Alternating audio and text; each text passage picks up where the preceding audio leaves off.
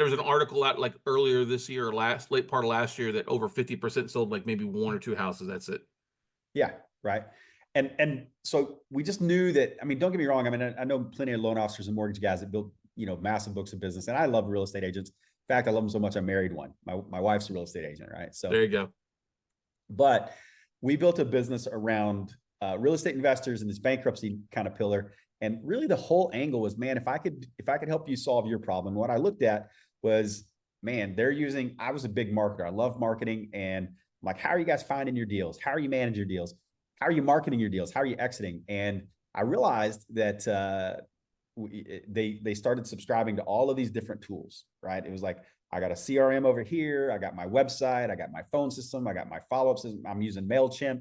I'm using Podio. I'm using CallRail, or I'm using Ring Central or Dial.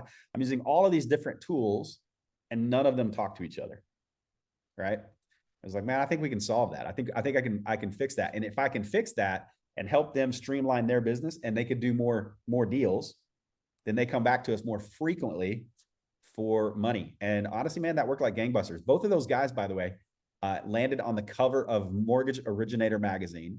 I'm sure every one of you guys, all of your listeners, are probably subscribed to Mortgage Originator magazine, right? You know, But that's still pretty cool, though. That's pretty cool, though, if you're in the business, for sure. Yeah, man. I mean, it's whenever you have those industry publications, and it's like, all right, this is a cool thing for us. My mom might think it's cool, right? Most people, but it's at the end of the day, man. Here's the challenge. It was the top producers list. It was the top 200 producers in the whole country.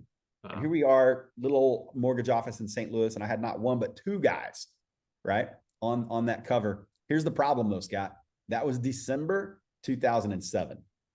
Oh, okay. Yeah. They weren't on that list long, probably, or as things changed overnight for the most part. Yeah, man.